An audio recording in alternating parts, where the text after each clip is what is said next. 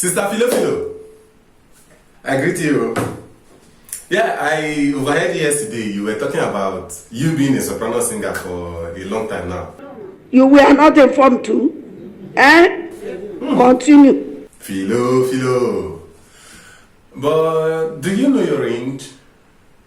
I mean your vocal range. Look at this. Somebody come look at this.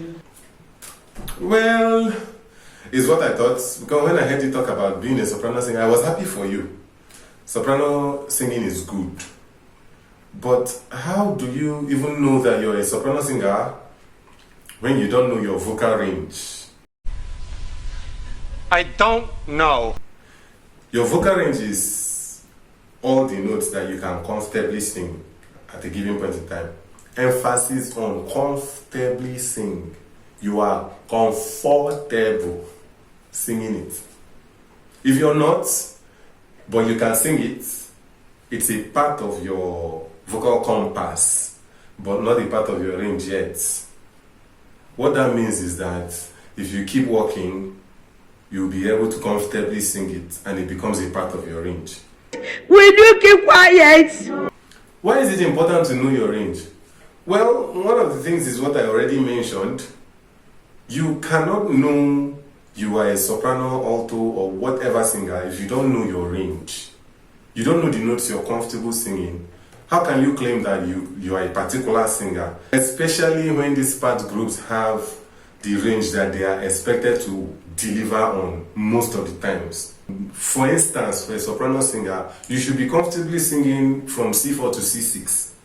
If a song falls within that range, you should be able to sing it week in, week out, day in, day out. But if your vocal cannot accommodate C4 to C6, then you cannot survive singing soprano for now.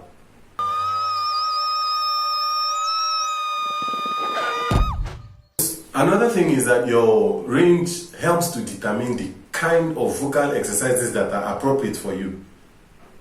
For instance, you want to do agility exercise and the vocal exercises are ranged from C4 to C6 and you cannot hit it. You won't be able to do the exercises. I don't think you have the facilities for that, big man.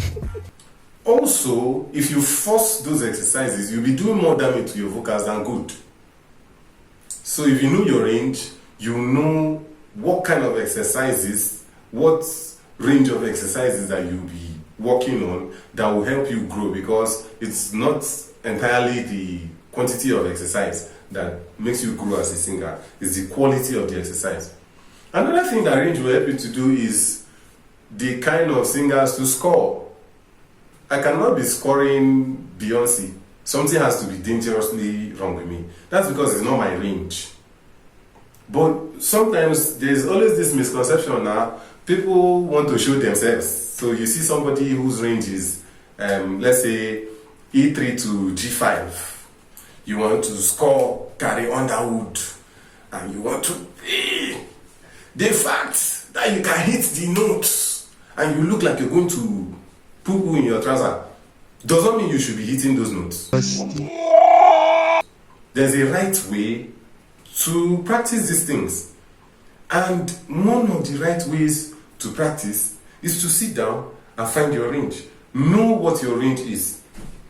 One other thing that I want us to know is that range is not a competition. Sir, if you want to talk to me direct. Don't go through the corners. If you bring a piano here and I play it, the sound that will come out will be different from when you, Philomena, you are playing. I know you're a better keyboardist than me. Then it will also be different when Corey Henry is playing it or when Kevin Bond is playing it. It can still be the same piano and the same song, but the expertise of the different people playing it will bring about the difference. So too is range. 5 singers can have the same range, but what they've learned and what they can do with their voice will differentiate them.